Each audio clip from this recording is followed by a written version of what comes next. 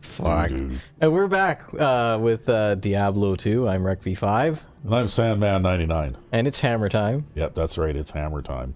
And I did do some evaluation off camera. I looked in our stash and I looked at the equipment that we have. And honestly, I don't think that we could respec into like one-handed weapons right now because I don't think we have a one-handed weapon that hits hard enough. Yeah, none of the merchants sell any super weapons, the bastards.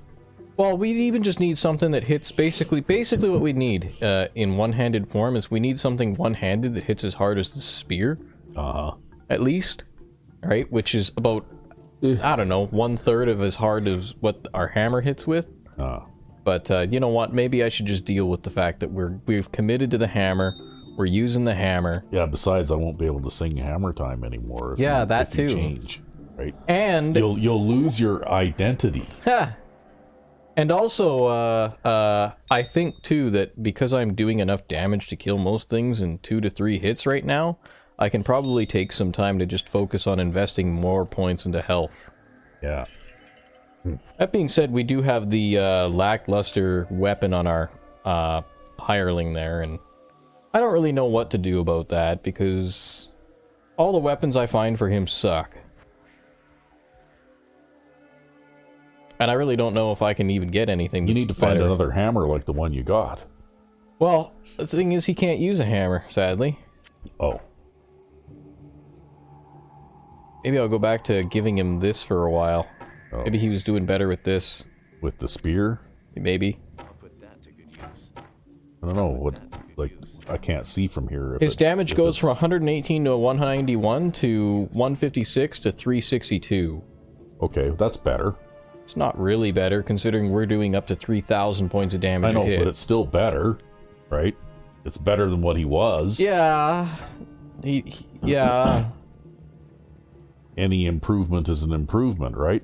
I mean, I'm half tempted to just go over here and, like, see if we can gamble for, like, a pole arm. Give me a good one. No. Oh, that doesn't even have a pole arm for sale. You need to, like, place a special order or something. Ugh. You know, like, I'd like to get a pole arm that kills things. Yeah, well, that's the problem that we're having, is Buddy can't kill things. No, that's not gonna do it.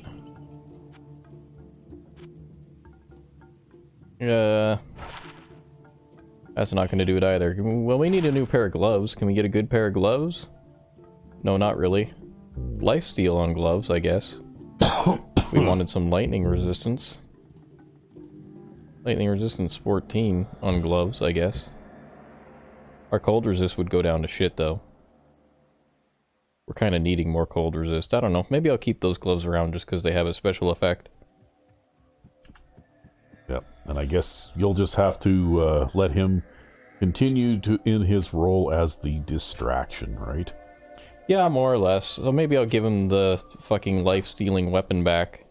The life-stealing Oh, this weapon doesn't even life-steal. It only mana-steals and gives him resistances to whatever the fuck. Oh, okay. So there you go. And then, let's see here, what's better? Well, this one does up to 371 damage. Well, give him the best one and be done with it. Well, it's hard to say, because one of them does poison damage, too. I don't know. I guess it doesn't really fucking matter. They both suck, okay? The most important thing we need to learn about this is that pole arms suck until you get to late game. Oh. And then you find some decent pole arms that actually have decent attack power. So hammers are where it's at, right? Well, mostly just because they don't require dexterity or anything. So where the hell do we have to go now? Yeah, what are you, who are you gonna hammer today? I thought I found the place. Yeah, it's way the fuck up here. On this part of the map. So we need to retrace our steps and go way the fuck up there again. I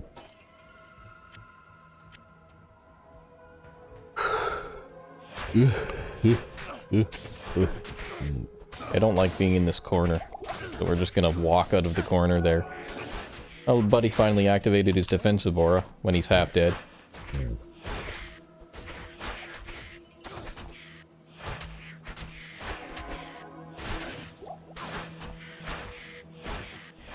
Yeah, and the thing about this too is, like, you gotta realize that, yeah, we get hit a lot, but the best offense is a good, or the best defense is a good offense, right? If we kill monsters quickly, then they can't sit there trying to hurt us. The best offense is a good offense?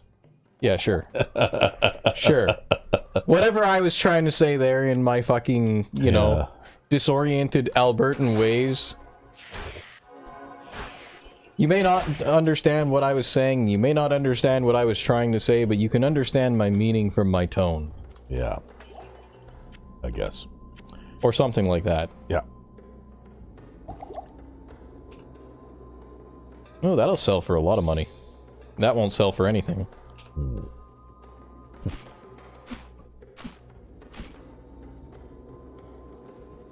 See, you have that hammer, but when you go to break barrels, you gotta kick them with your foot? Yep. That makes no sense at all. It's so the barrel can blow up in my face. Oh.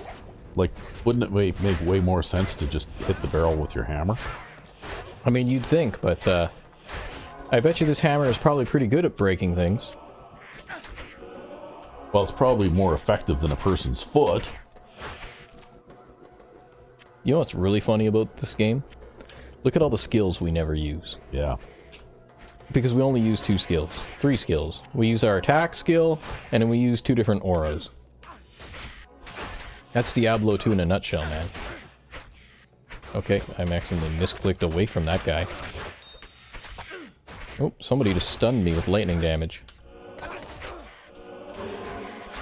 Oh, somebody has cursed. Somebody's gonna be taking extra damage now. Buddy's taking extra damage too. Hey buddy, why don't we back off for a bit before you get killed?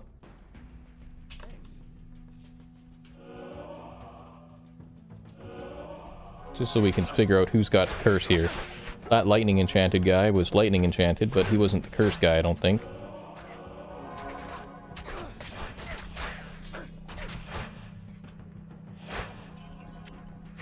That's a really dumb fucking sentence, don't you think? Yeah. That lightning enchanted guy was lightning enchanted. Well, he was. Well, what was he supposed to be? Well, that's why you called him a lightning enchanted guy, right?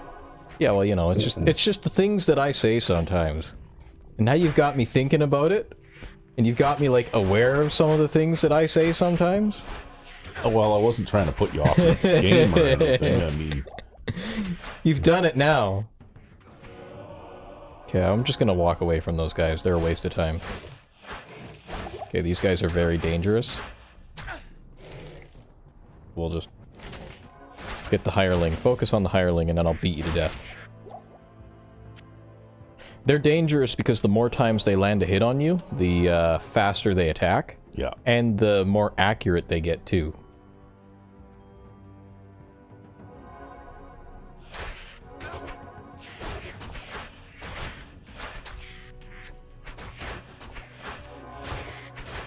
I actually just want this shrine. Oh, what does the shrine do? Poison resistance. Oh. Wow, we picked up arrows. And an assassin weapon that will never be worth anything. But we're getting a lot of these things now, huh? Lots of these things are spawning now. Fast little blue guys. Yeah. Well, they make good food. Oop.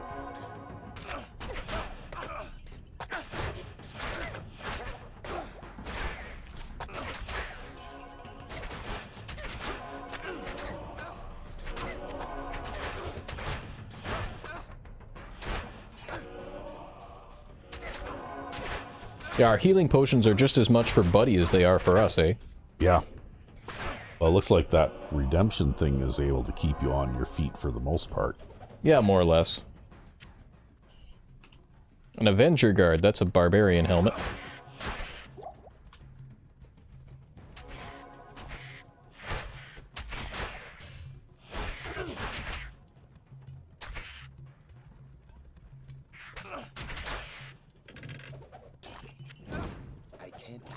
I like how the trap goes and shoots him.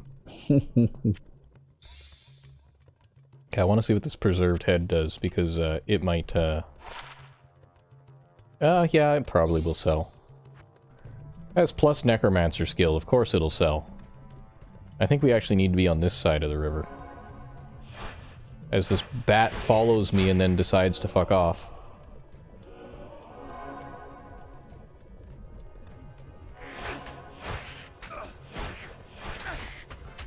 There, we'll back up a little bit, get them targeting Buddy.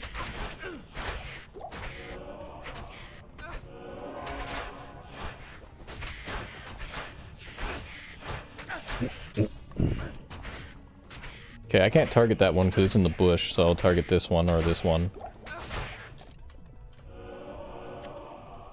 I guess Buddy is sort of killing things okay now with his 145 to 371 damage.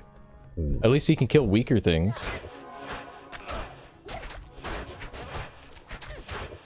Well, it is handy if he can make a bit of a contribution, right? Yeah, well, it means I might have to hit something one time less, right? Oh, here comes one of those big gigantic things. Yeah.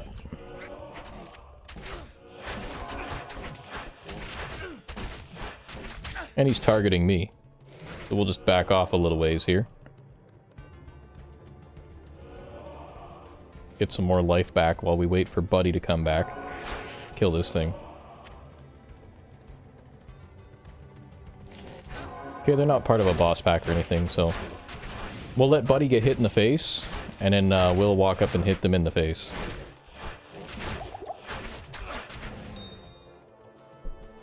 There you go, teamwork. See, I get him down to a sliver of his health, and then Buddy stabs him. Takes all the credit for the kill. The inedible Hank? Ah, fuck. That was a scary encounter you were doing earlier today. Yeah, boy, oh boy. Yeah, we did a recording of A Day in the Life with Ella Stone. And Dr. Nick sent me to Big John's salvage yard to get some parts. Actually, it was the mad scientist guy in the back room in Dr. Nick's that sent me there. Yep. And boy, oh boy, that was challenging. I really didn't think I was going to get out of there without getting killed. No, but you made it through, and you made it through very well. Just had to have a little faith. Yeah. What amulet? Oh yeah, I'm using that life-stealing amulet, which is why my cold resistance is so shit already. We need to get some, like, good resistances on, like, gloves and boots. We need, like, multi-resistance items. We currently don't have any of those. I might even spend time gambling just to, get some. What's the hammer doing? 37 out of 60 for durability. Doesn't have to be repaired yet. Nope, doesn't have to be repaired yet. But I will go to the gambling guy. So, do you lose any maximum item health when you have it repaired, or Nope. no? Okay, I don't want any of those. I don't want any of those. I might want that. Nope, not gonna get that. That's useless. Don't want those. Don't want those. Check these, maybe? Nope, useless. So hard to find good stuff, you know that?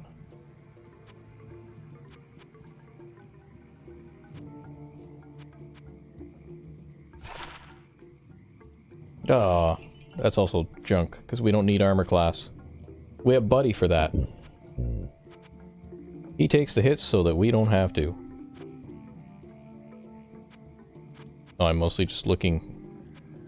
I'm not getting sold any fucking plate gloves or plate boots. That's really what I want, is gauntlets and, what the hell are they called?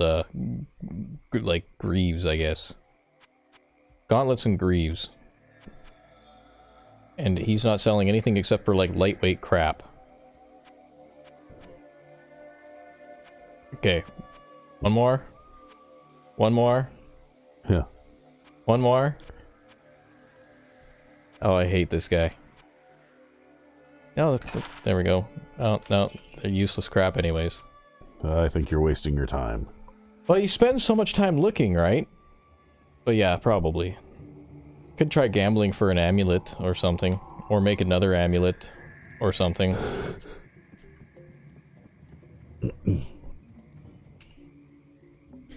We'll spend time doing that later. We'll go in here now and we'll finish up what we're doing in here. We have to go and kill some spiders. That's what we're going to do. We're gonna go kill the spider that one-hit kills people. Oh.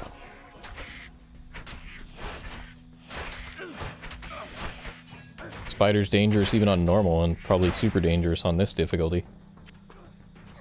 Extra strong, cursed fire enchanted, I think. Wow. So, all the damage, all the time.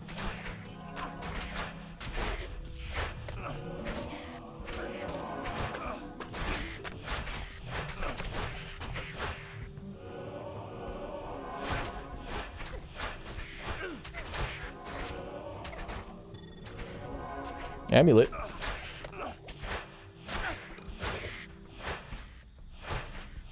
See, it looks to me like all the best items are things that you find out in the world, right?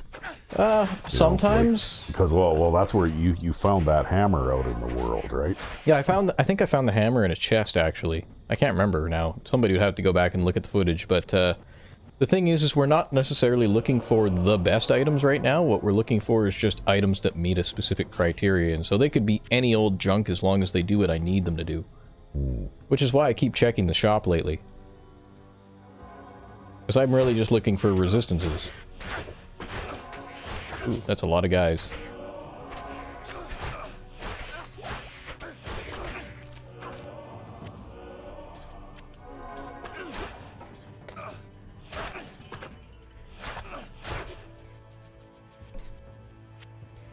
Oh, there's another guy over here who's apparently shooting at me, who we didn't even notice.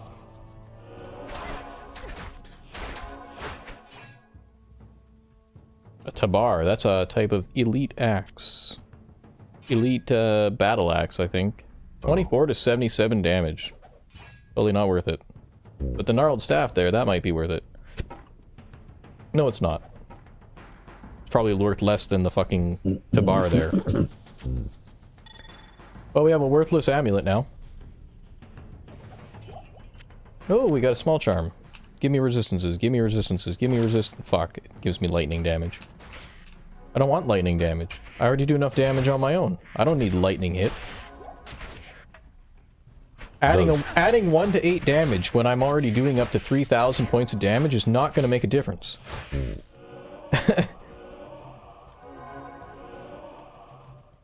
Okay, I'm not going to redeem that one guy. That one... Saving him for later? Well, that one bat thing, he's irredeemable. Because it's based on a percentage chance thing, right? Oh. And so we have like a 79% chance to redeem. Oh. But now and then we run across a guy who can't be redeemed. Oh, they're irredeemable? Yeah, they're irredeemable.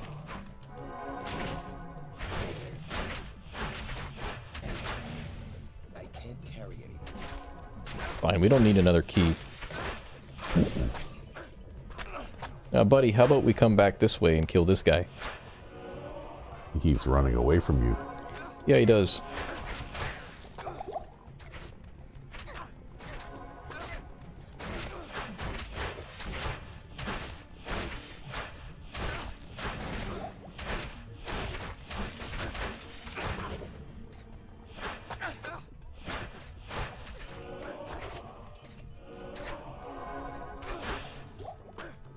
And I think that percentage chance is applied over and over again, so like if I were to stand around and wait for however long, eventually it would succeed.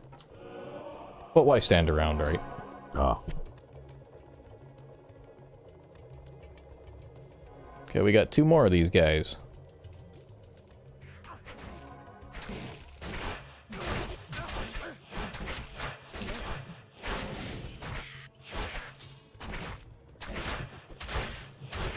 Totally ended up attacking the enemy I didn't want to attack. I wanted to attack the big Hulk guy, and I ended up attacking the little bat thing. Crow bat thing.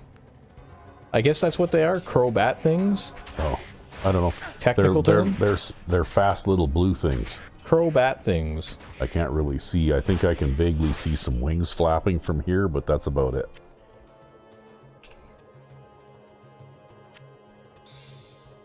Oh wait, does that have any yeah, that has some monetary value. Very little monetary value, but it does have monetary value, and maybe I pick up this flanged mace just because it's a flanged mace. Or maybe that's dumb. It's just a waste of space. Could try getting Charcy to enchant it, see if she can generate a unique item off it, but... I don't know what the flanged mace unique item is. I'd have to look that up. And there's probably a whole bunch of chance that she could generate something totally useless and trash.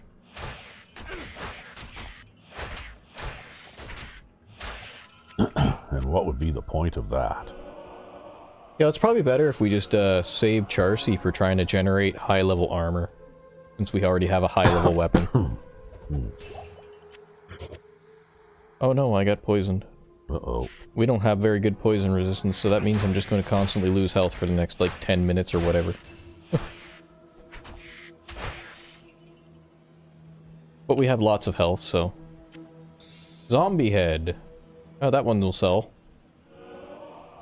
This is the best part about not traveling with a necromancer, is you're filthy fucking rich all the time. Oh, okay. Because the necromancer stuff is all the most expensive stuff, or what? Yeah, more or less. Necromancer stuff and sorcerer stuff is all expensive. That's basically how we make our profit. Paladin stuff is expensive too, but we don't use paladin stuff, so...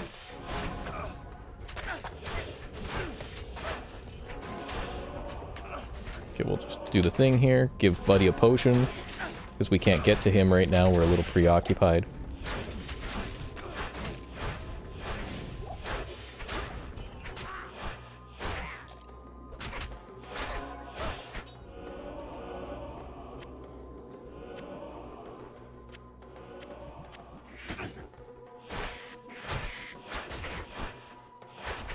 Oh yeah, we got the wrong skill on. That's why we can't hit that thing. There. Yeah, Grand Scepters, that's what the Paladin uses, and they can sell for a decent amount sometimes. Paladin Shields don't sell for much. Paladin Scepters sell for a decent amount.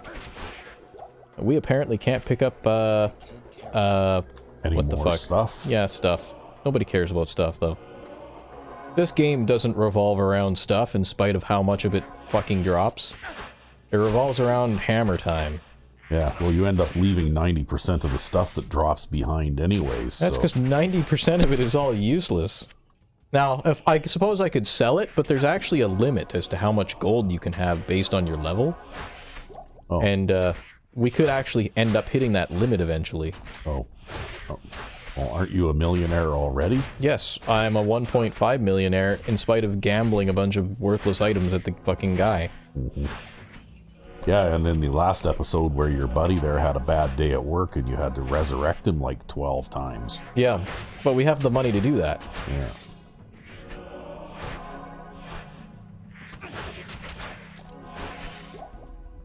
Okay, there's one over there in the trees, and I can't see it. And Buddy can't see it either, but he's kind of getting pissed off at it.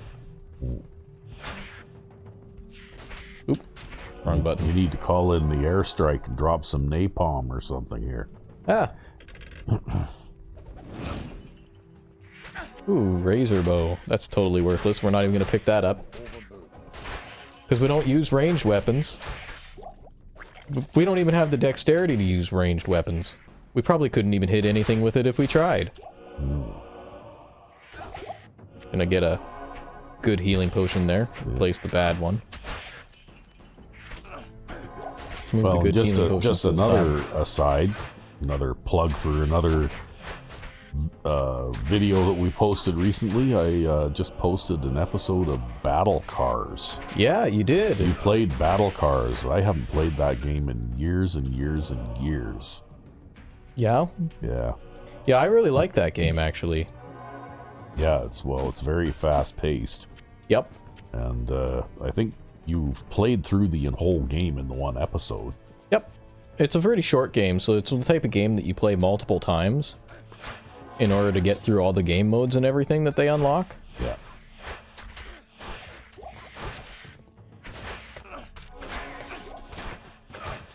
I'm getting shot by darts. But yeah, and you play through and you go through all the game modes that you unlock and everything and stuff like that.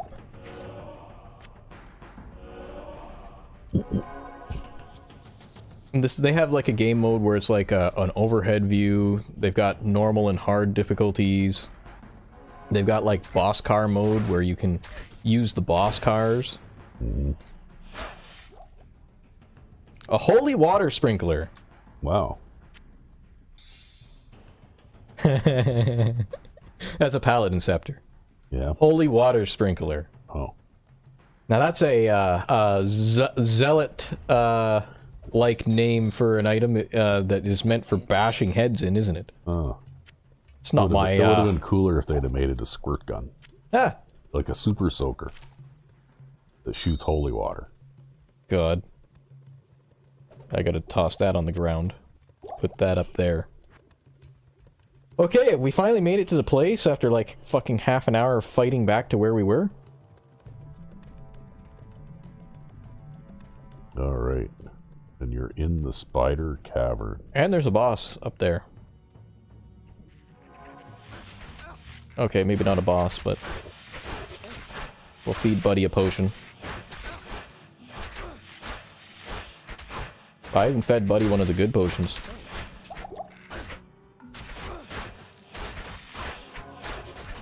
Wow, Oh, those things crazy look like spider. they're kind of hard to kill. It's because they're the champion types. Oh. They have extra health. Flame spiders. Buddy is pursuing them all the way around. Poison spiders. See now, a couple of cans of Home and Garden Raid would have come in. Really, Yeah, really. Really handy right about now.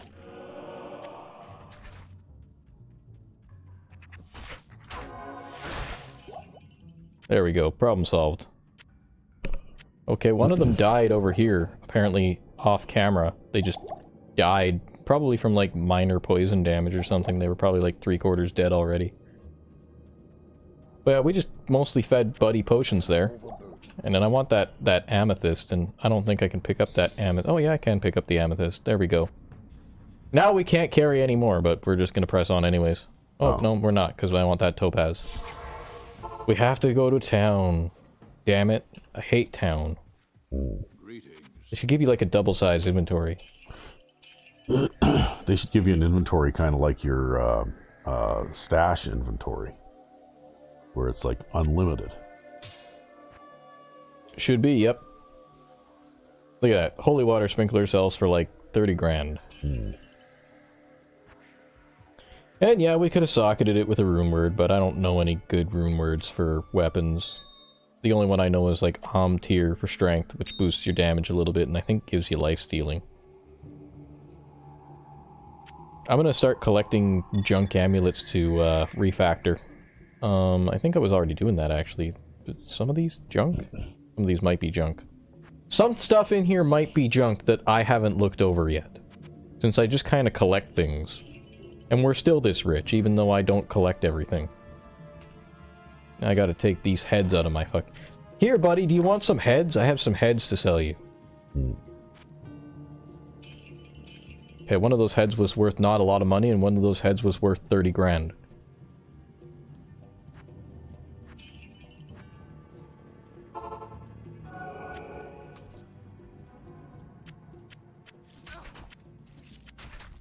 Oh, what's going on over there? Oh, there's a spider. Gonna be a lot of spiders. There's gonna be one big badass spider in here, too. Probably guarding what we need. What do you need? We need Kaleem's bullshit, again. Kaleem's bullshit? Yep. I think it's usually in the southern part of the dungeon. Who's Kaleem and what's his bullshit? He's some saint guy who's, like, good for sealing demons or whatever. Oh. And, we use his body parts to make a mace to break open the fucking Durance of Hate. Because that makes a lot of sense. Oh, okay. Yeah.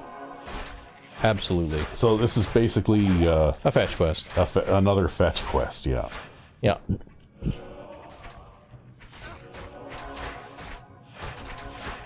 I know. I feel your disappointment. Why can't they all be slay monster quests? Well, isn't this basically what it is, too?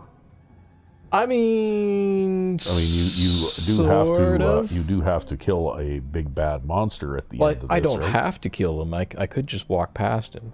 Oh.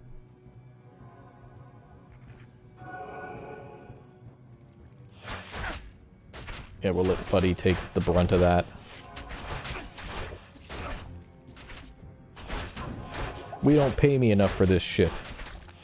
We don't pay me anything, so... Yeah. Yeah, being a paladin do-gooder pays shit. Yeah, and you bleed all over the place, too, because that's my blood everywhere, eh? Yeah.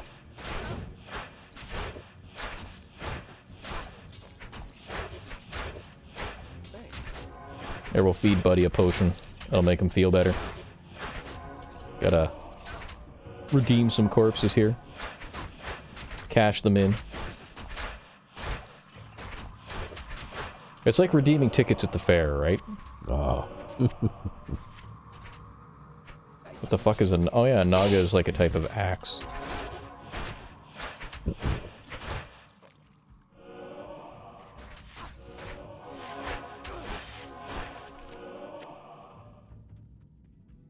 think it was totally pointless picking up that scroll. Oh no, I guess we did go back to town once, so we actually have the room to carry them. Ooh, Buddy's getting fucked up there. Yeah. He's about to die. Yeah, he just did die. Oh no. We gotta get Buddy back. I totally wasn't paying attention to his health, because I was too busy fucking around in my inventory. Yes. I guess we'll buy some potions while we're here. Yeah, so he gets brought back and then he gives you a dirty look, right? Yeah, well, you know, it is what it is. Comes with the job, right? It's right in the contract. It says, you shall get fucked. I don't think I'd want to work for you. You wouldn't want to sign that contract? No. Comes with a free dental plan.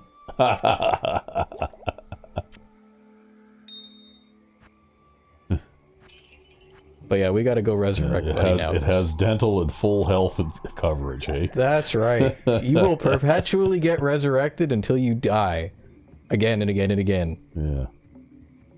What do you need? Yeah, what, he's costing like 24 grand now? So he's like one item. You never know though, he might be pissed off that you keep resurrecting him, because maybe wherever he is before you resurrect him, he's like sitting on a beach somewhere with a fancy drink with an umbrella on it and a couple of girls in bikinis, and you know, and then you rip him back out of that to this. Well, he can get fucked. You know, he knows the contract he signed. Yeah.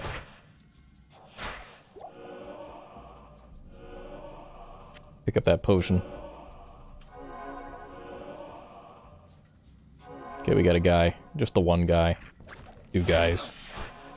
And suddenly 2 guys is 3.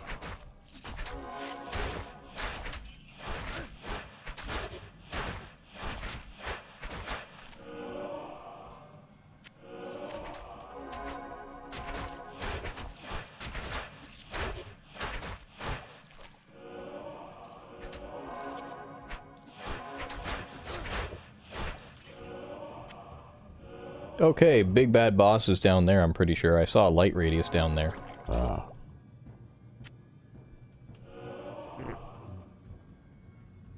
So how many dead guy parts do you have to get now in order to make this mace, whatever it is? Like 4? Oh, wow. Yeah, maybe not. Maybe that's just a random light radius. Got some more spiders up there, buddy. You want to jump in and I'll follow you?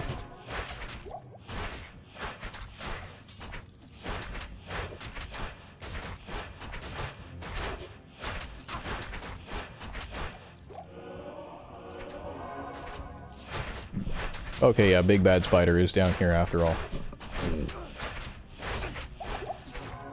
we're gonna back off there just because we don't want to draw them. I don't mind killing them a couple at a time, but I don't exactly want to get tied up in that a whole bunch.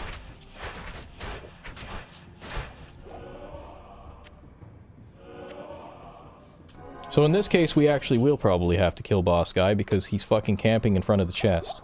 Oh.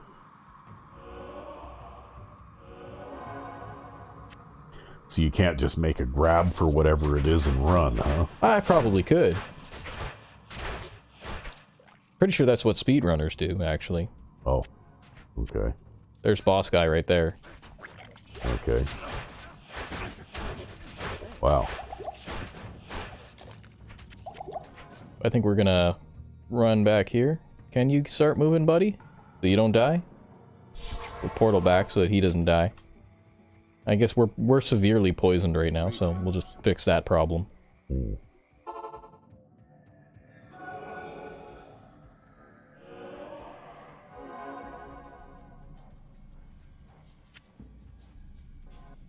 Stamina potion. Random stamina potion. Yeah, you go fuck buddy up, and then I'll fuck you up. Okay, there's big bad boss. It doesn't really look like anything different than the other ones. Look at buddy's health. Uh,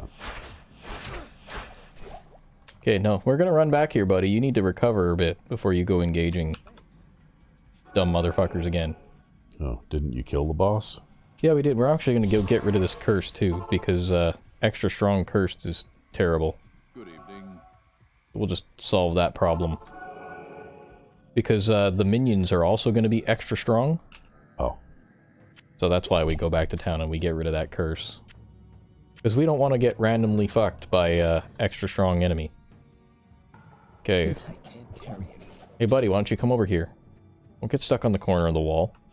Yeah, well, he's gonna be dumb. Ouch. That hurts.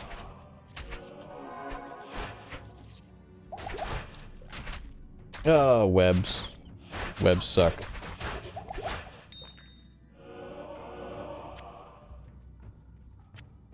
And they persist. So we have Demon Hide Armor, Magic Demon Hide Armor that gives us +2 to life. It'll probably sell. The Field Plate will probably sell too. The Field Plate is socketed, but it's only one socket, so it's totally useless. But it might sell. And we have Kaleem's Eye, which is what we came here for. oh. So, then what do you have to get? Like his big toe and, you know, like maybe his nuts or... Yeah, something like that. Kaleem's nuts. There you go. Well, that's actually what kind of what we're going to make, right? We're going to make Kaleem's nuts. Oh. Kaleem's nuts will break open the durance of hate.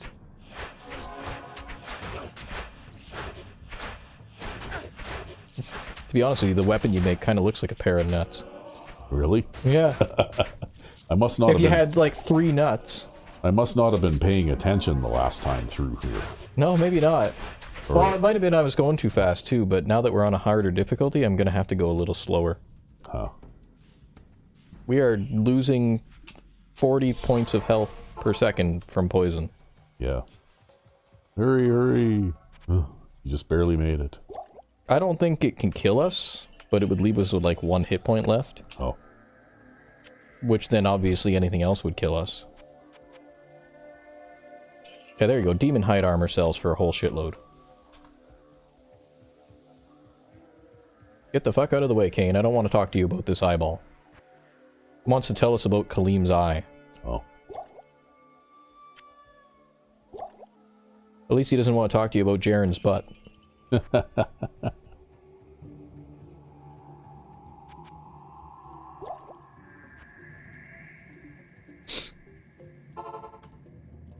Alright, we got everything we needed to get to there, I think. We already did the Jade figurine thing, right? Last episode for the life boost thing. Okay, if you say so. I don't think we need to do anything more down here.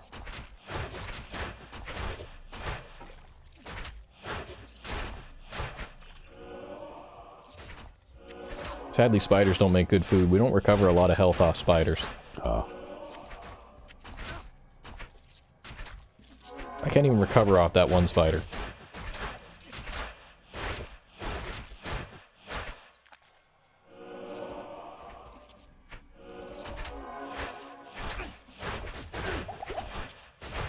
And we're poisoned again. It would be nice if we had some poison resistance, huh?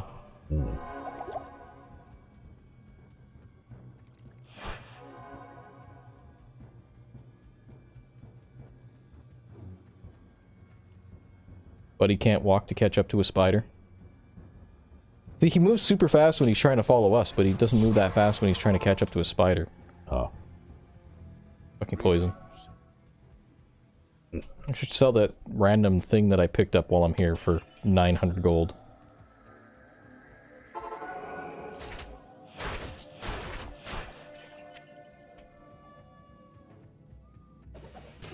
That being said, through all the things I say about this game, I do like it better than the game that never came out. Or the game after the game that never came out? Yep, or the game after that. Come on, buddy. Okay, one of you guys has to get moving. Okay, fuck it.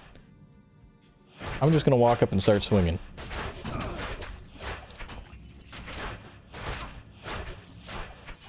Well, there's something to be said for the original way that a game was first made.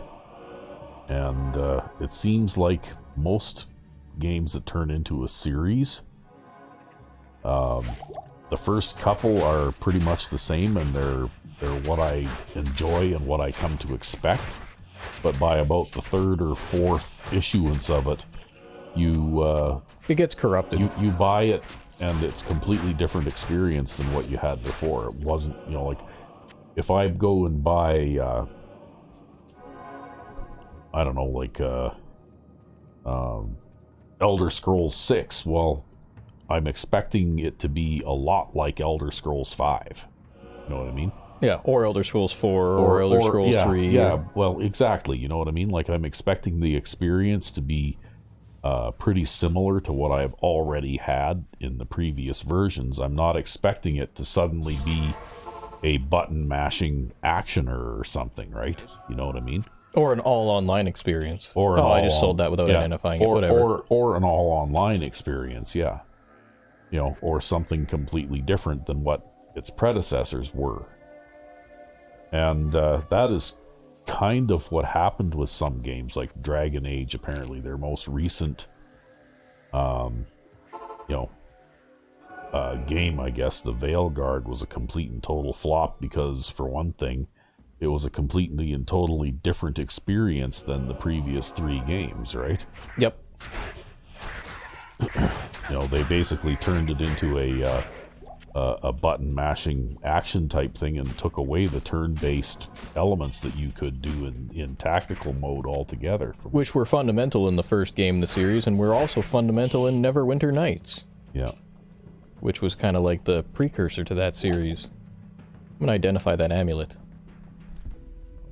Oop, I totally missed and identified the potion instead.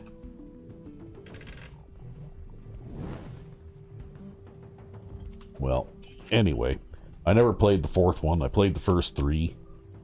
Didn't like the direction it was going by the 3rd one. Yeah. Because you could still do the tactical thing, but there was still, you know, even in the 2nd one, they started introducing those button mashing multiple attack combos and all that kind of stuff. Yep. And it's like, you know what? I was perfectly happy with the first game, the first version, where I could... with my real-time RPG, tactical RPG. I could target the enemy I wanted to kill and tell it to use a particular type of attack, and then I could just let the controller go, and my character would continue to do that until I told my character to do something different. Yep. Right? You know, I didn't have to micromanage every movement and stuff like that, right?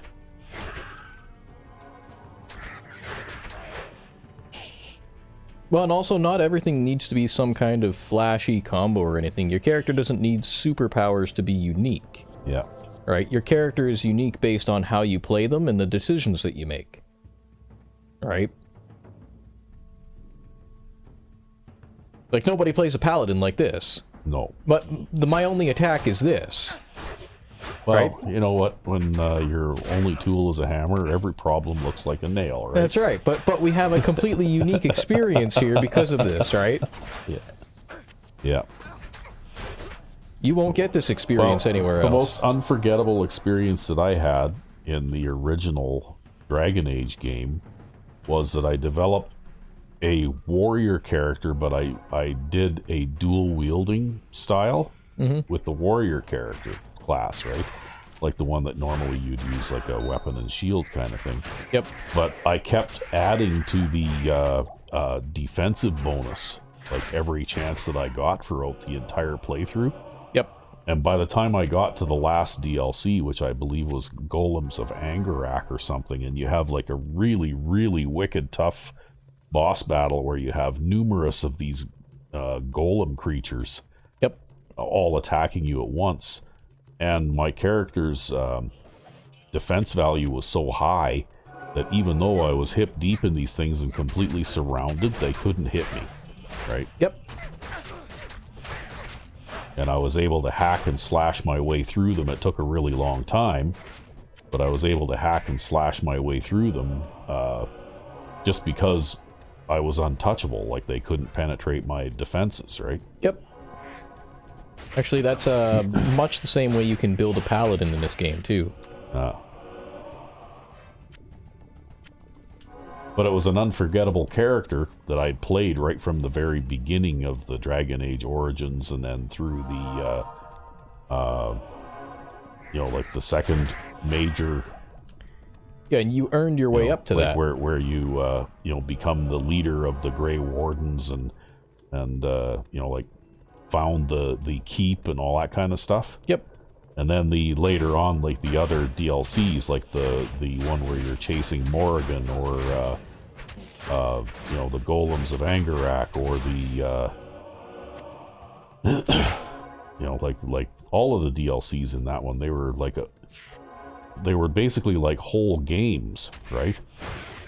That you could transfer your own character, your original character, right from level 1 in the first game all the way through the entire series of DLCs and stuff, right?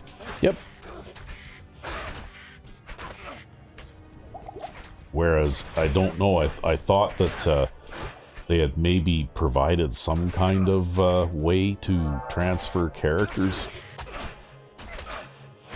but not really, because the protagonist in the second one was completely different, right? You know, like in Dragon Age 2. And then in Dragon Age 3, where you could, you know, try and have an NPC patterned after your character in the earlier games kind of thing. And that didn't really work either. Like, you couldn't actually have a character that looked just like Hawk, your version of Hawk did in the second one, right? At least I couldn't anyway. This teleporting motherfucker who keeps going across the river, man. I just want to kill his ass. Just get over here so I can kill you. Just a couple more hammer hits, buddy. There you go. There. Dropped a whole bunch of potions, too. Yeah. Well, I got everything I needed from that. But anyway, you know what? They had perfected the transfer of characters from one game into the next back in the Gold Box days, right? Yeah, that was back in the DOS days. Like in the DOS Gold Box D&D games, you could start off in Pool of Radiance and play the same group of characters all the way up to the very end of that series if you wanted to. Yep. And they were literally the same characters. Well, and honestly, too, it's not even that hard to implement that kind of thing. You just have to establish a file format standard for character save files and then move forward with it. And really, that's what I would have rather seen in a lot of, like, those types of games, right? I would have rather seen the same character continue to grow and have more adventures rather than starting over again with a completely different character in a completely different setting, right? Yep. But I don't know how many people feel that way about it. Maybe the game designers felt that people would be bored with that. I don't know. Nah, fuck that. Game designers are wrong.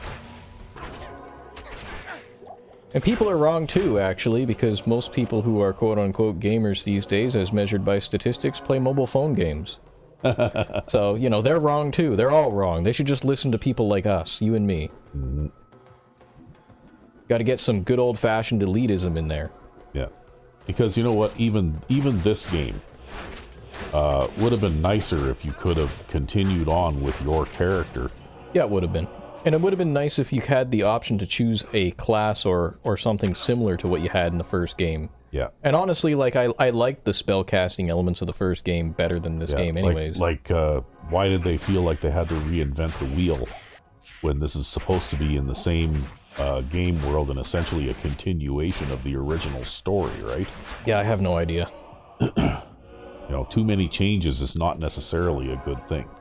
I got into an argument with a guy on this once, and he was like, oh, well, this is what they originally intended. And I'm like, how do you know it's what they originally intended? Were you there in the development room with them? Did you read the design documents? I actually have the design documents archived on my fucking computer. Yeah. Because I actually have their design documents. They got released at some point, right? Yeah, so is this what they had originally No, they intended? actually planned on making a roguelike like Telengard. And then last minute, they're like, yeah, we need to make it real time, and we need to implement network functionality. Oh. And so they did, and that's how they ended up with Diablo 1. Yeah, well, instead of a roguelike. A good example of, what I'm talking about, basically don't reinvent the wheel, continue on with what you've got because it's good, and then if you can think of other new features to add, that's fine, but don't change the basic design of what you've got. And the perfect example of that is the first 4 Tomb Raider games, right? Yep. Because in the original Tomb Raider, well, you had, your movement mechanics and you had your guns and all that kind of stuff. And then in Tomb Raider 2, they added a couple of new movement abilities. Yep. And they added, like a couple of new weapons. Yeah, and in Tomb Raider 3, I believe they added the sprint. Yeah, in Tomb Raider 3, again, they added another, like little bit of physical movement ability. But basically, the core of it was still the same. Yep. And they added a few new weapons and that kind of thing. The difference was the story, the quest that they were telling, right? Like that was what made the difference. Yeah, just do the same thing and come up with a new adventure, new areas to explore, new items to collect. That's right. You don't need to reinvent the game. Nobody's getting tired of it if it's good. And even in the 4th Tomb Raider, again, it was the same thing, right? They gave you some new, 1 or 2 new abilities, and basically told a different story that you had the ability to play through, right? Yep. But then there was that other one. What was that one called? That was completely Angel of Darkness on the PS2. Yeah, and then suddenly, for some reason, they completely reinvented the wheel, and that one I couldn't even play through it because it was so damn hard to play. Too much dialogue and shit, anyways. Yeah, there was a lot of talky stuff like that. And that's never what the game was about, all right? But also, games started moving in that direction. Yeah, but also, what? I liked having the base pistols with the unlimited ammunition to fall back on if you actually ran out of ammunition for your other weapons, right? At least you had something you could count on, whereas in that Angel of Darkness thing, you didn't even start with any ammunition for your base weapons, right? Well, not only that, but also, too, like, there's just some I don't know if you ever did it, but for me, there was just some entertainment value, and even just, like, jumping around and practicing different firing patterns, firing with the base weapon, too. Well, the thing is, though, with those 4 games... We just got our cold damage. The movement mechanics remained consistent throughout those 4 games. Everything was arranged in blocks. Yep. And if you pressed up against a block, well, you could expect the same result in any one of the 4 games. Lara Croft would reach up and grab the top edge of the block and pull herself up. Yep, and so it becomes about mastery of the mechanics. Yeah, and if you held down the walk button and walked up to the edge of a block, and then took 2 steps backward, well, then you knew that if you took 3 running steps and then pressed the jump button, you would be jumping just as you reach the edge of the block, right? You know what I mean? Yep. Like everything, all of your movement patterns and everything were all based on that system. And it gave you a consistent way to measure things out in the world too, right? Yeah.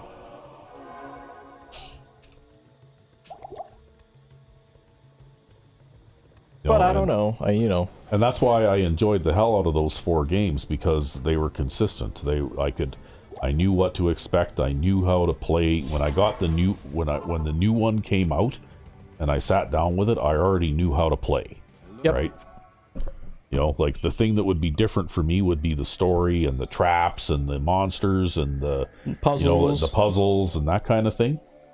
But like that also was I think a lot of these developers that completely redesign a game like this, they do it because they're just kind of, it's like lazy story writing or lazy game design too, because or they kingdom don't, building.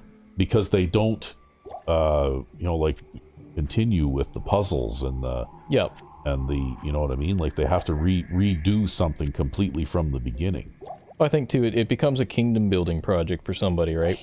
Yeah, I suppose, eh? Where they wanna have it their way, and they want to be remembered for it rather than what it was originally designed for. Yeah. And then they just end up fucking it all up because they think that everything needs to be changed, which technically means that they're not only fucking everything up, but they're not even necessarily an original fan of the original content, in my opinion. Yeah. Well, another example is the Siphon Filter series, right? Like, Yeah. I played the first 3 games and I really enjoyed them. And then when the 4th one came out and they introduced that tank movement style and Oh, all it that kind of got stuff. even different after that. Like I couldn't even play that game. I couldn't even control the character properly. Yep. You should see what it was like after that. And, well, I never bothered because I gave up on it after that when it was no longer the way that it was in the first 3 games, because I liked the way the first 3 games were made. Yep. You know? And if they'd have kept on doing it that way, you know, with updated graphics and maybe new stories and new, you know what I mean? Like, there's no reason why you can't continue to modernize, but keep the same base system for movement and combat and that kind of thing, right? The big thing that drove me crazy, actually, about the PS2 game... Oh, there you go. We just got another one of these fucking malls. Bone Snap. Yeah. Is it good? It's decent, yeah. 243% damage. I wonder what that would be if I upgraded it to the level of this mall. Because that one also has cold resist and fire resist on it. Yeah.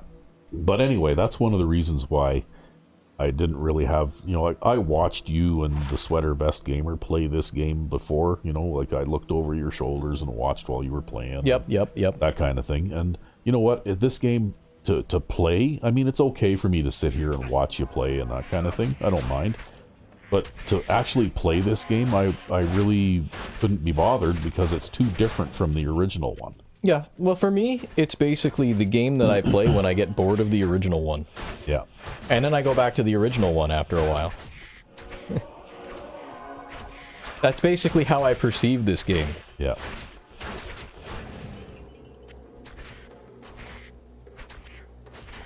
Wow, that's a lot of bats. Can we just, like, cross the bridge here? Can they only come at you like 1 or 2 at a time if you defend that log there? Yes, more or less.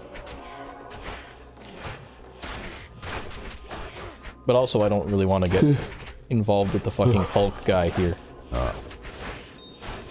Bloody might drop here because of all the bats that he's getting hit by. Or not. Maybe he'll just be fine. We'll feed him another potion.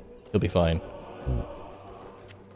But anyway, I guess that's my rant or my beef for today is, you know, like the don't change what ain't... Don't change it. If it's a hit... If it ain't broke, don't fix it. If you make a game and it's a hit, well, if you want to release a sequel, don't change the basics of it. Yep. Right? You know, keep it the way that it is, because if you change the basics of it, you're changing what everybody liked about it to begin with. Mm-hmm. Right? And if you really want to do something different with it that badly, make a fucking spin-off. Yeah, exactly. Right? Make a spin-off or make a completely different game, right? But keep the original one as it, you know, as is. Yeah, the original is sacred, basically. That's how it should be treated. I think we've gone backwards and we're actually in the wrong area again. Oh. Well, you know what? I have no idea where you're going. I'm just watching. Yeah, you. I'm just watching you hammer things. I've gone backwards now because of how stupidly maze-like this area is and the way that they're interconnected in multiple places. Yeah. Goddamn swamp forest bullshit. Guess it's fine. We did get Bone Snap out of it. Yeah. Which is something. How far back ago, like, did we enter this area? Holy shit. Oh, I don't know. I haven't been paying attention. Yeah, Spider Forest is the wrong place to be, and a place called Flayer Jungle is the right place to be right now. Oh. Well, maybe you should go there then. Yeah, well, I was there, and then I somehow ended up wandering from there into here again, because they're connected in multiple areas.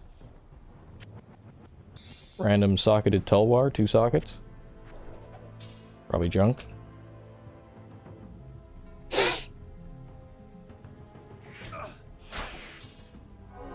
Wow, I just hit that guy with like 20% chance to hit because I had the wrong skill selected. Wow.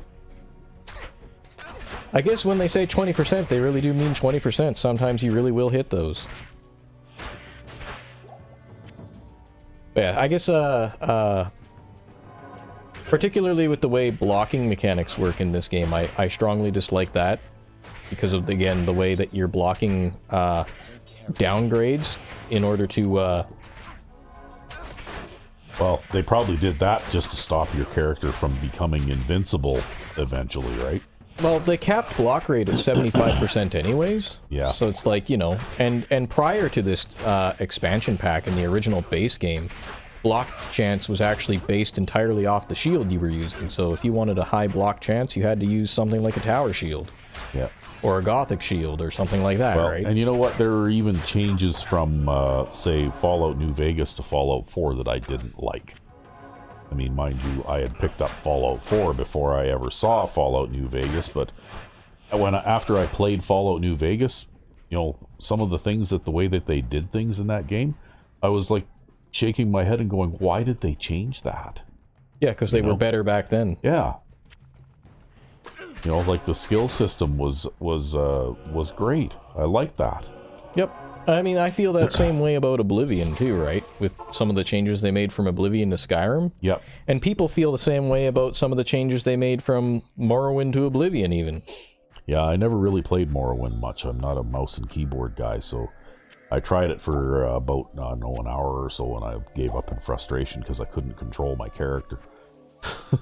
Yeah, I don't know, maybe one of these days I'll have to look at mapping a keyboard to a mouse, or keyboard to a controller for you there. Well, maybe someday they'll come out with a remaster like they did with Oblivion, and then it'll have controller support. Actually, I wonder if there's a project called OpenMW, which is like Open Morrowind. Yeah. And it's kind of like the Daggerfall Unity project. I don't know, didn't Morrowind come out for consoles too? It did, yeah, Xbox, original Xbox. And I have an original Xbox, and I have an original Xbox copy of Morrowind that I never played. Oh, well, maybe I'd be able to play that then if I could use a controller. Maybe, but the open source Morrowind thing there, Yeah. it also has, what the fuck do you call? I bet you it also has controller support. Yeah. I wouldn't be surprised. A lot of these types of, like, third-party projects integrate that kind of thing after the fact. Yeah, well, anyway, Don't you wish we could give this to our hireling? yeah, really, eh? Then he could hammer things too. Yeah. And you could be the Hammer Twins. They'd be the Hammer Brothers. The Hammer, yeah, that's what I meant, the Hammer Brothers. Yeah, there you go. Yeah. Okay, we've got this rare mall. We picked up a rare mall, and this rare mall is absolute dog shit, but it will sell for money. It's one thing you can say about a lot of the items in this game is they are absolute dog shit. Item usefulness ranges from absolute dog shit to completely fucking worthless. Yeah, but that was one thing that I really didn't like when I started to play Skyrim, and it's like, how come I can't make my own spells anymore? Yep. For me, it was like, how come I can't swing my weapon underwater? Why is it that I can't make enchantments based on spells that I know? How come I can't jump and swing my weapon anymore? Yeah. You know, like things like that, right?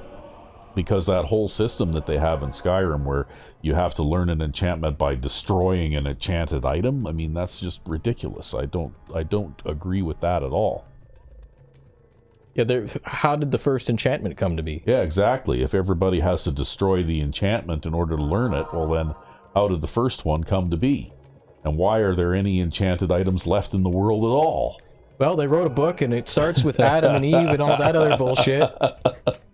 Right? And somewhere in there, enchanted items were part of that, I'm sure. Yeah, it's like, okay, it's like the honor system, right? If you destroy this enchantment to learn it, you have to make 2 items just like it, so that when someone else destroys this item, then they have to make 2 items, and so on and so on and so on, right? Oh, my mall is breaking. Uh-oh. You better go see the repair guy then, huh? Gonna have to, yeah.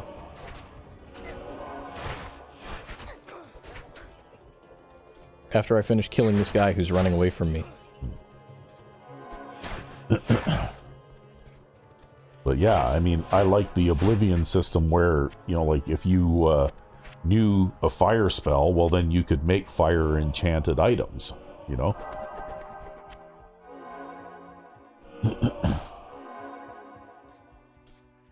So you gonna break that mall or what? You know, it might break before I finish killing all of them. I don't know. I don't know what the durability on it is right now. Well, if it's showing you a warning, then it must be bad, right? It is 9 out of 60. Yeah. So I guess we'll go and get it repaired. You know, but that's what I thought. I thought that's the way that things should have been done, and they should have kept that. They already had the system.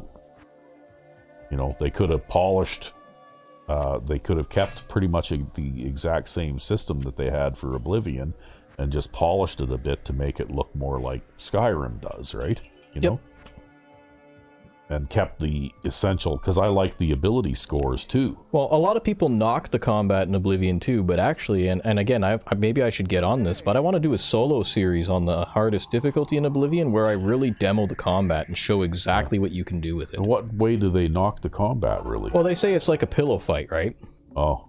And, you know, a lot of the basic... Know. Did you watch some of my side plays that I was playing? I played one side play character that did nothing but unarmed, and I was basically killing ogres with my bare fists and stuff like that.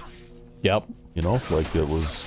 Well, I think I can top you there. I think I can top you because I actually ended up learning some things late into that series about actually being able to, like, dance around and circle enemies and hit them without them being able to block. Okay, we're gonna go more health. We need more health. Yeah, that's true, but I think, though, that Oblivion is like any other game of that type. You have to invest in, you know, the skills, right? And if you invest in a particular skill, like if you decide that you're going to use war axes, well then, you know better what? be good at it. You better make sure that you're really good at using war axes. And then you'll be effective against any enemy. Right? That's right, and if you don't make sure, then you're not going to be effective. That's right. And I think a trap a lot of people fall into too is they level up useless magic skills. Yeah. A whole bunch. Or not necessarily useless, but non-combat oriented magic skills. We'll feed Buddy a potion there. He needs one. Yeah. What I found was the best thing to do was, believe it or not, There's just too many guys there. You know, if you, because I play. You know, I still played, you know, well, for you saw from our playthrough, I still played basically a combat archer. But I used restoration magic as my offensive weapon more often than not, right? Yep. But I got good at it. I specialized in it. Yeah, well, I was thinking of even just doing like a pure melee build with the standard warrior class and showing people exactly what you can do with melee combat, right? Yeah. Because melee combat in Oblivion gets such a bad rap. And I really think it's unjustified. Ooh, did you see that? I managed to actually hit that guy while he was running away. Yeah. And so because I didn't actually hit him, I took full damage, recoil damage there, without lifesteal. Wow. That's one disadvantage, is if an enemy moves out of range of your attack animation while you're in your attack animation, you also take full recoil damage of like 300 points. Yeah. And you know what? For people who might say that they changed things from Oblivion to Skyrim because the magic system in Oblivion was broken and all that kind of stuff. There's all kinds of things that are broken in Skyrim. There's all kinds of things that are Stealth broken. Archer. Yes, sneak. Like Everyone is a stealth archer. Yeah, I recently developed a second profile in my Vortex for Skyrim that I use, where I use the vanilla perk tree again. Yep. And I have a character that has like 75 sneak, and I can literally sneak right up to a guy in a well-lit room. In a well-lit room while surrounded by other guys. While he's facing me. Yeah. And then sneak kill him. And I've got the sneak dagger perk that does 15 times damage with a surprise attack with a dagger. Yep. So I'm basically sneak right up to the guy, so I'm crouching right in front of him, one-shot him, and then I usually can turn and one-shot his buddy that's standing right next to him, too. Yeah, like, and then they go, must have been the wind. You know, their buddy's throat gets cut and there's blood squirting out everywhere and goes, must have been the wind. Yeah. The wind is fucking deadly in Skyrim, man. Bad weather events galore. Yeah, so, you know what? There are definitely some very broken things in Skyrim, too. Really, So- I don't think that people should concern themselves with game balance in a single-player game. No, if you're enjoying yourself and if you find it to be challenging, because that's one of the reasons that you've commented on some of the difficult mods that I've installed. Yep. Well, that's one of the reasons I install those kinds of mods, because a lot of the features in that game are very broken and make it so that it's unbalanced. But if you introduce some more difficult enemies or some higher level challenges to Counterbalance that. well, then it helps to maintain the game's challenge, right? Yeah, I have this worthless plate mail in there. This staff is probably worth more than that plate mail. No, it's not. Doesn't have an effect on it. There's a big green bird flying around over there. I know, and Buddy really wants to go over and kill it.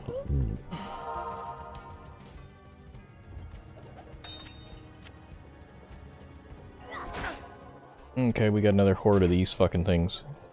And it's not just the sneak tree. I mean, in the block tree, if you get that block runner perk eventually, I mean, that's just not fair, right? Where you can hold your shield up in front of you and then sprint and bowl over everybody in front of you like a bunch of bowling pins. Yeah, we'll draw these guys out. Spread them out a little bit.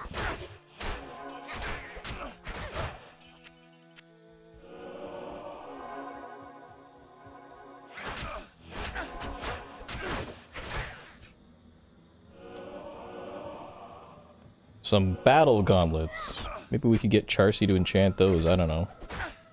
Nah, fuck that idea. It's a terrible use of Charcy.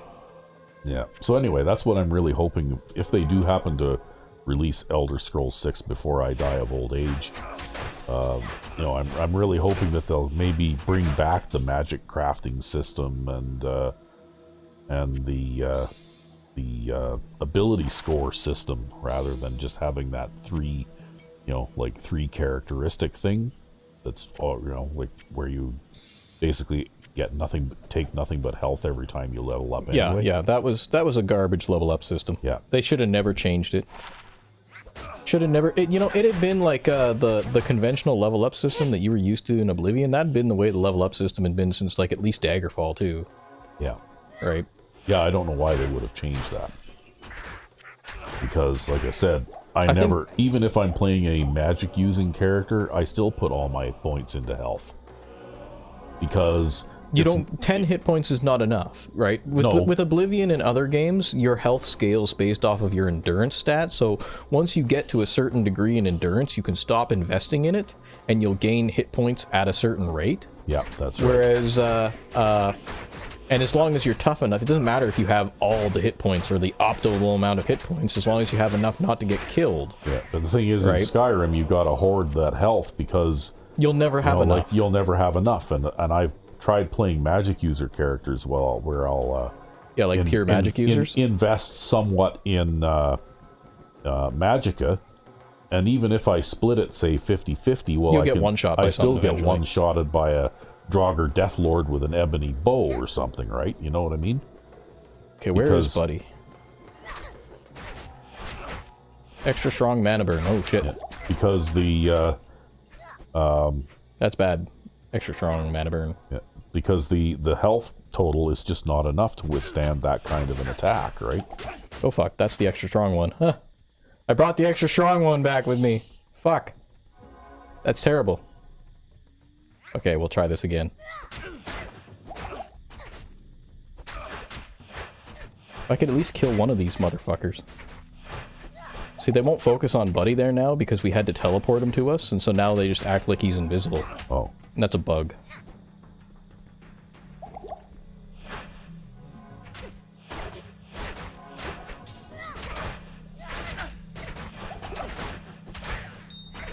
There.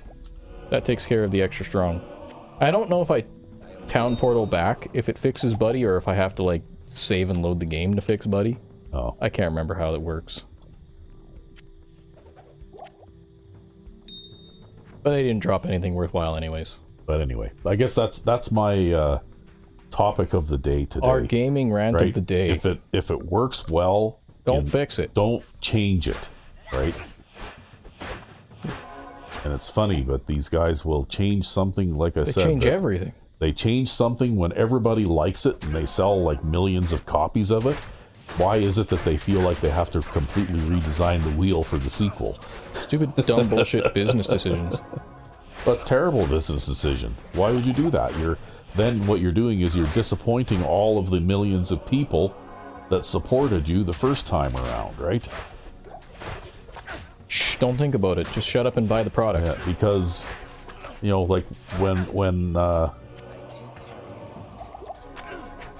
I bought Tomb Raider 4 and played it, well then when the next Tomb Raider came out, I kind of expected more of the same. Yep. You know? Because what Tomb Raider was had been established, right? Tomb Raider had a definition, had a meaning. Yeah. And the same thing with Siphon Filter, really. After I played the first 3 games of that, you know, I had a certain expectation as to what I was going to get when I bought the next game, eh? Yep. And when it wasn't what I expected, well, then I just didn't really feel the desire to play anymore. And I don't know whether they released any more of them after that. They did, and they were actually even more different. Oh, yeah. Completely different playstyle. I actually own them. Maybe I'll show them off someday. Oh, how many of them were there? Oh, I think just 2. There was Dark Mirror and Logan's Shadow. Oh. So, maybe I'll play those for the channel someday. But you know what? Those games, especially Siphon Filter 2, fantastic game. Right? Yep. You know, fast-paced and had some really intense scenarios in it. Siphon Filter 2 was really an example of a sequel done right. Yeah. Yeah, that Club 54 sequence, that was brilliant. I really think that was one of the best, I guess, scenarios in that entire series, right?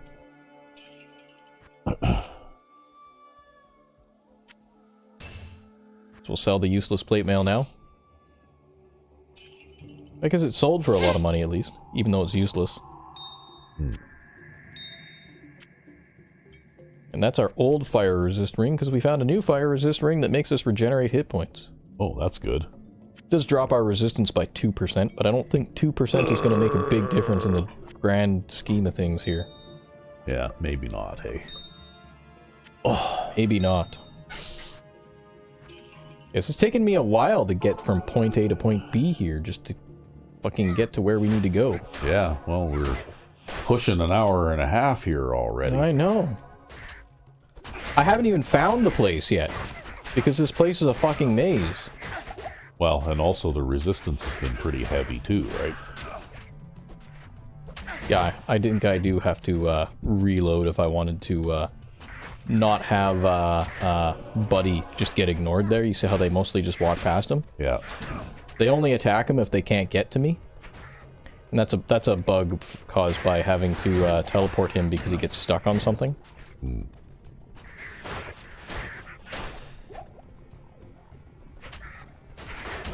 Which means now we're basically fighting like we are going solo. Although we can still use him to body block enemies, like what we're doing right now. Right? They can't hit me if he's in the way. Even if they just want to hit him. Or they don't want to hit him.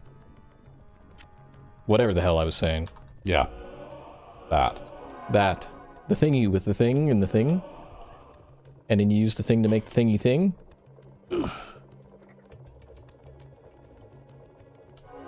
Okay, well that bird's just gonna fly around, I don't care. We got more of these guys to deal with.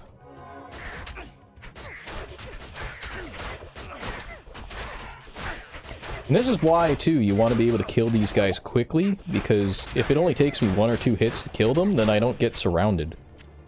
Yeah. Right? Now, you could argue maybe we should go for a area of effect type of attack instead of investing everything into this one-hit attack. right? Because we do actually have access to area hit melee attacks like Zeal, which targets multiple enemies at once. But it doesn't hit nearly as hard, so we'd be standing there forever and ever and ever and ever. Well, and ever. there's always a trade-off for these kinds of things, right? That's right. And actually, we'd be breaking our weapon like crazy, too. And with a weapon like this, we couldn't even use a weapon like this with that skill, because we'd be standing there trying to swing it 5 times.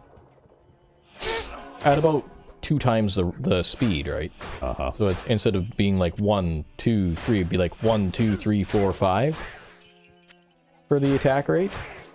But it would do like a third of the damage, or maybe even a quarter of the damage, and we'd still be standing here. So you basically only use Zeal if you have like really, really fast attack rate weapon.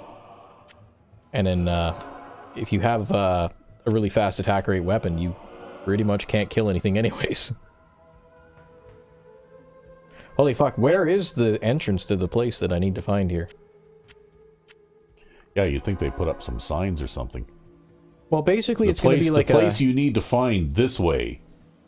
Probably on the other side of this river. And it's going to be like a... you know, look at this. We have this log here. 1v1, all these guys. Except for the ones that landed on the ground behind you. That's fine, I'm not worried about them.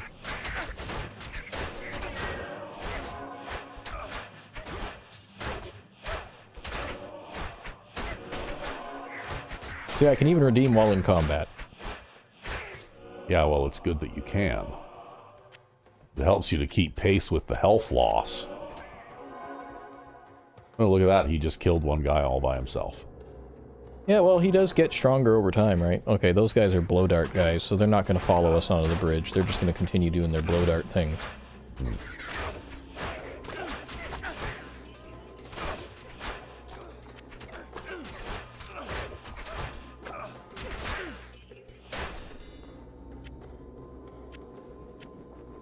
Jewel. Jewel? An unidentified jewel? And it's worthless. Oh. Kind of how most of these things go. You might have noticed that by now. I don't know. I don't see about half of what you pick up anyway because of the sheer volume of stuff that hits the ground. Most of what I pick up, I don't pick it up, actually. We're gonna go back to the bridge. Just easier to kill them at the bridge.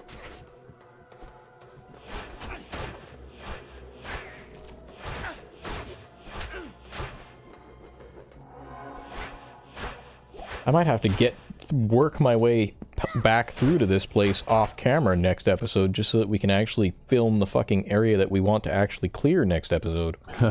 With how long this has taken. Why do you have to go on foot all the way through here again? Yeah, if I don't find the well, I can't even use the waypoint, because the waypoint is way the fuck back down there. Oh.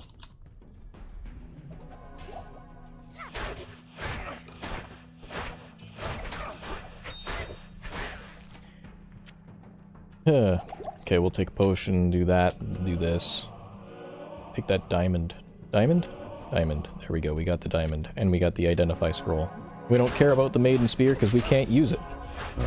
That's an Amazon specific item if you wanted to build a melee spearazon. Oh. Which is a terrible idea. Oh. Don't do it.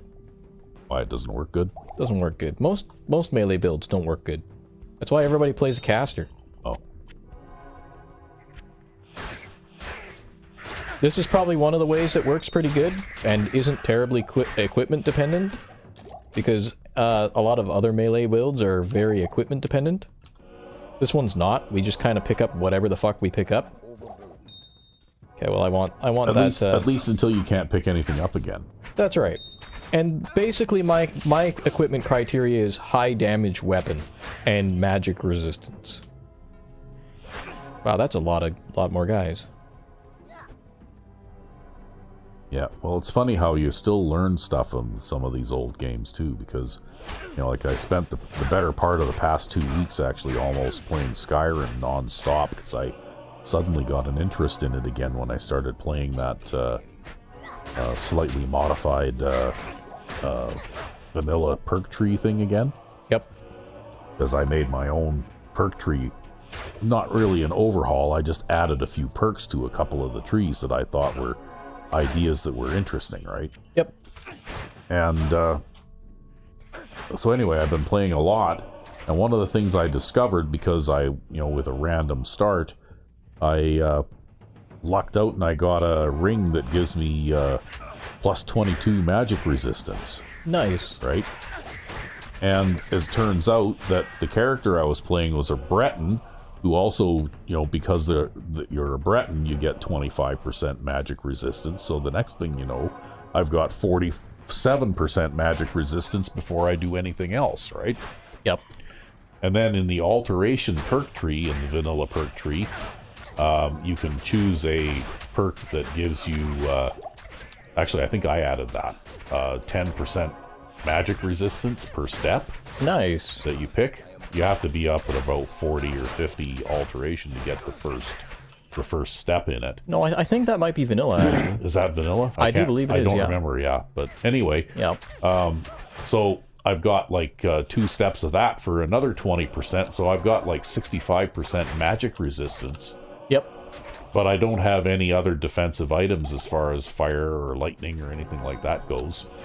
And then I went to the Antronach Stone, which then allows me to absorb 50% magic of any spells that are cast at me. Yep. And all of a sudden now, when I go up against magic-using enemies, I'm taking very little damage from any kind of spells they cast, right?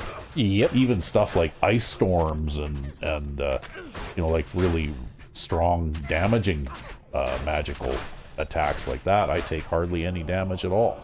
Which is fantastic. Yeah, so magic resistance is actually where it's at. Like, the fire resistance, shock resistance, and all that kind of stuff, it's all well and good, but it seems like magic resistance takes the place of all 3 of those things. It does, yes. And it also stacks with the elemental resistances, too. Yeah. So, but if you can get to the point where you have 100 magic resistance, and I think they cap that, right, at 85 or 85, something. Yep. But still, if you get to the point where you reach the cap in magic resistance, well, you don't need to have items enchanted with the other things, because you'll be just as resistant against fire as you are against, like anything else, right? Yeah, I think basically the way the formula ends up working out, it is something like you get 85% magic resistance and an 85% element resistance. It equals, what it equals out to is 85% plus another 85% of 85%. Oh, okay. And so it comes out to like 92 or something like that. I can't remember. Yeah, what so the there's a small benefit for having like high degrees of all 4 of the defenses, right? That's right, yep. Yeah.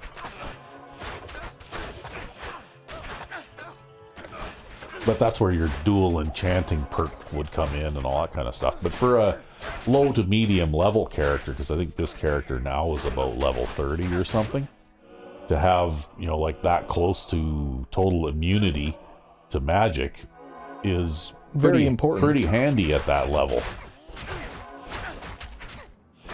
And because I'm playing with the vanilla perk tree that has the 5 levels of perk at the bottom of it, well, I was able to find an armor trainer and train my armor skill up to the point where I've got, like pretty good armor protection. I'm almost at the armor cap.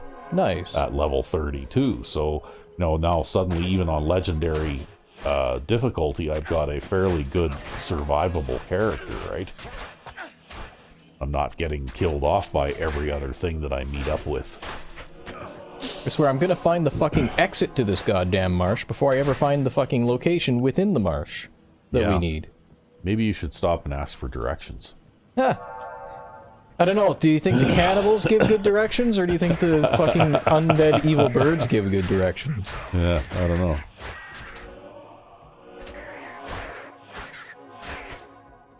It'd be like a persuasion check thing. Ask the cannibals for directions. Yeah.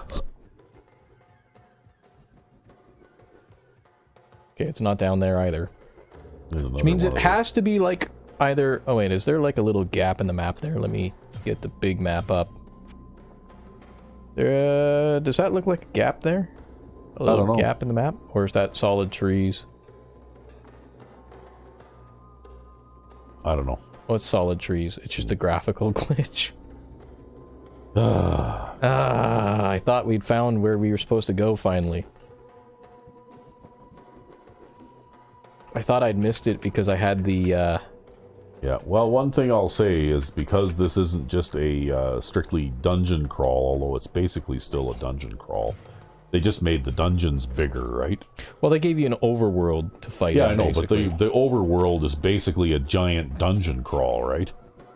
Pretty much. I mean, it looks to me like it's the same deal, you're just not inside a dungeon, right? But it's still structured the same. I mean, you look at it, you've got passageways and rooms and that kind of stuff, right? Yeah. It's just that they have an outdoor kind of look instead of being indoors. I think we lost Buddy at some point. Oh.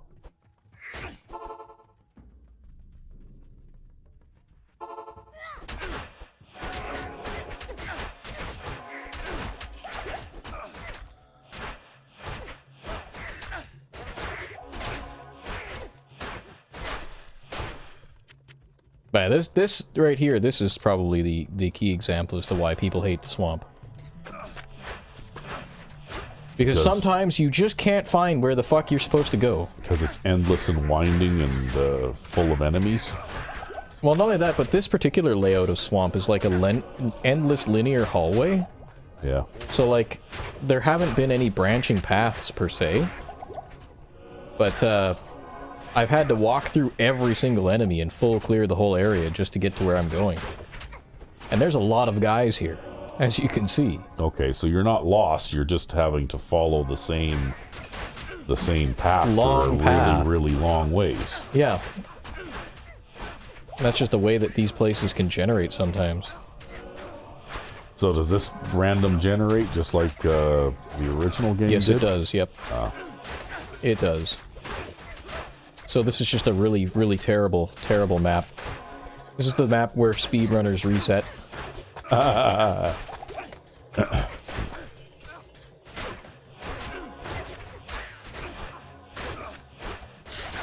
mean, I guess we're getting lots of experience from killing things, but if I kill higher level enemies, I'll level up just as fast, so...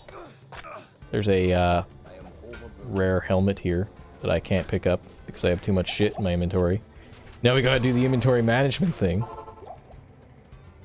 Where I dump a bunch of gems off in here, because now I'm collecting those like crazy. Yeah. Well, we're going to have to take a brief break here if we're going to continue on with this too much longer. Alright. We will pause, and then I'm gonna stop probably when I find the area that I need to go. Okay, well, we're not sure how long that's going to take, though, so we need to take a break. Alright. And we're back. Yes. And we took care of all the off-camera shit, and I ate a Wonder Bar. Yep, and we got fresh drinks. And then I put Bone Snap on my secondary here, so that one only does 1,000 to 1,400 damage, basically, as opposed to 1,800 to 3,000 damage. But, so it's half damage, but it gives us extra resistances. If we need them, if we find ourselves in that kind of situation at some point, and eventually I'll probably upgrade that weapon as well. But I think I'll need 125 strength to use the upgraded version of that.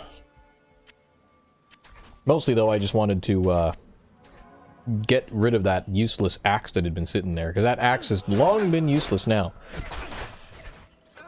Yeah, you haven't used it in a long time, if at all. It doesn't do enough damage now anyways. I mean, I think I could still kill things with it, but it would take like 4, 5, 6 hits by now. Yeah. Which is not the killing pace we are used to at this point. I want to step in that, want to redeem these guys. There we go.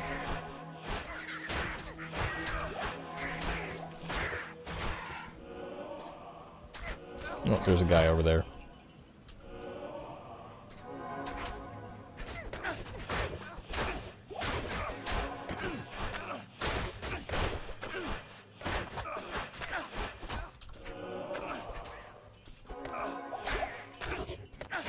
So I don't know, Bone Snap might be something that comes in handy against Diablo, though, or Mephisto, or one of those guys, right? Yeah. Because the extra magic resistance might be more important than killing them really quickly. Since they have so many hit points, we're not going to kill them really quickly anyways, right? Yeah. And you're constantly having to deal with all of their special attacks, right? That's right, yeah. Yeah.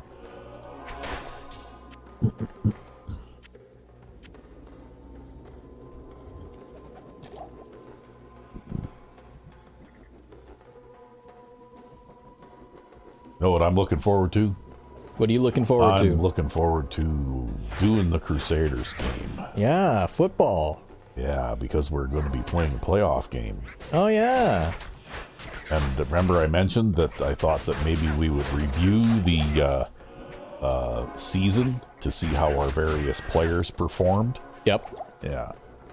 Instead of doing a replay, we'd do that this time around. That'll be fun. As the intro. Sure. Just to see how things... Just to see, because it's different, right? Things vary a great deal. We did this last season, too, when you were on offense and I was on defense. Yep. And how players perform varies a great deal depending on whose system they're playing in, right? Yep.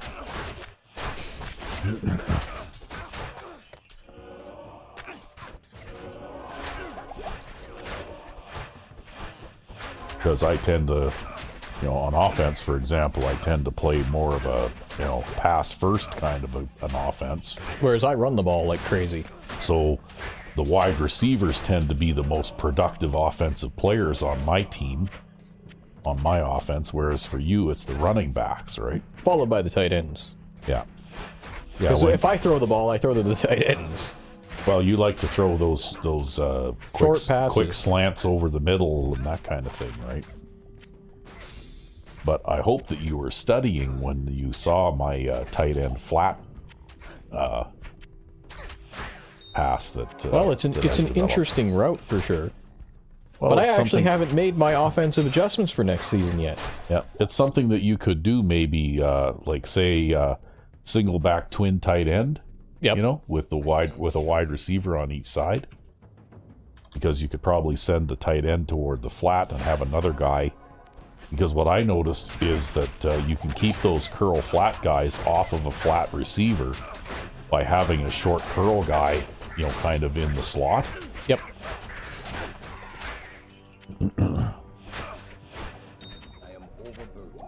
And when I say a short curl guy, it could even be like that 3 square long curl that you devised at one time, right? Yep.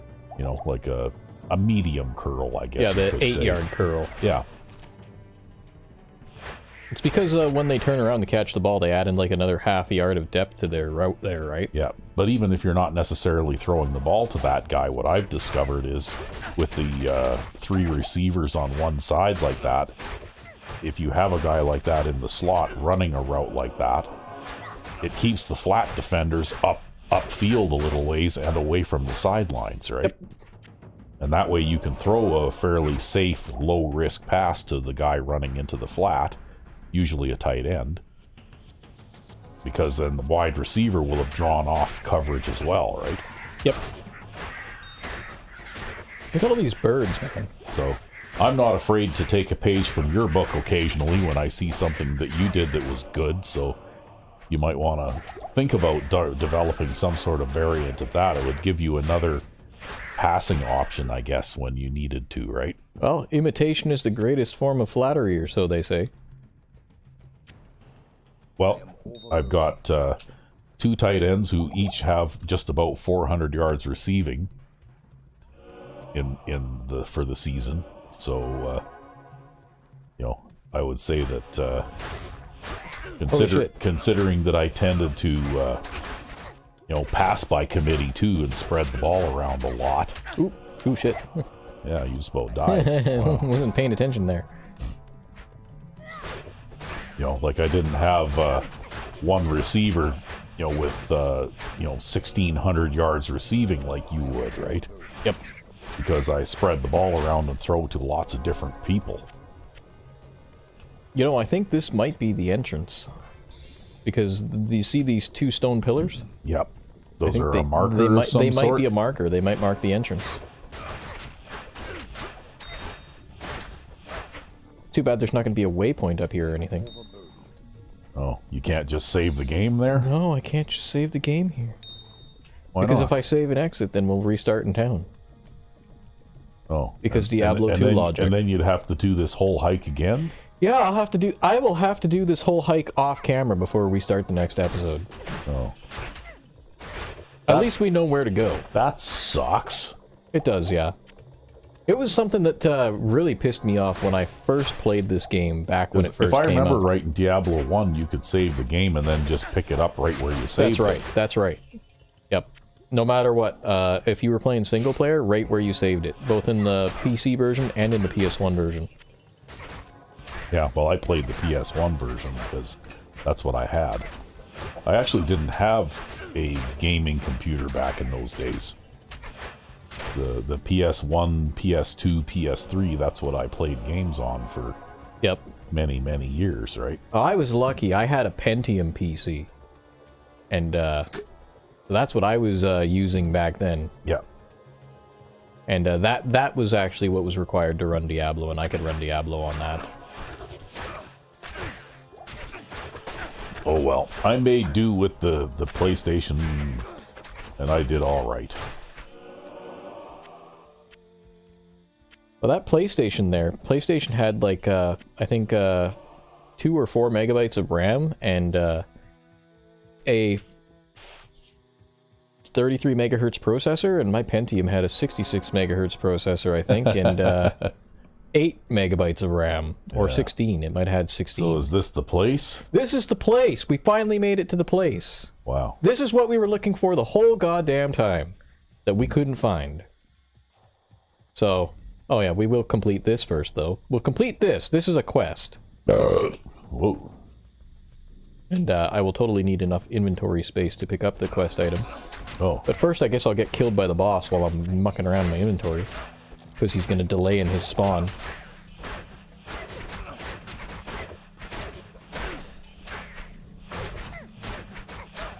There we go. We kill Buddy. We pick up the fancy-looking fucking dagger. We put more things in the stash. I've been getting a lot of gems lately. This is really nice. We pick up the dagger. Fancy-looking dagger. Which is needed to make a barrier around town so that demons don't invade. Oh. That's a pretty fancy dagger. If yeah, it's a pretty fancy dagger. It fucking sucks as a weapon, 3 to 7 damage.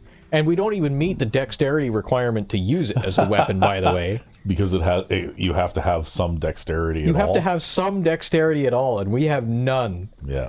But, yes. Yeah, you have to have some dexterity to use the weapon. But I will identify these rings. Mostly garbage rings. I'll recycle them. I'll show what item recycling looks like in the next episode.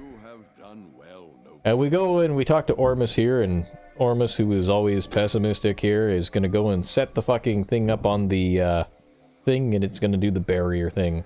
Oh, okay. And then he's gonna be like, I don't have any use for this useless fucking ring that I usually give you. Magic ring does me no good. And he gives us a free magic ring. Oh, cool.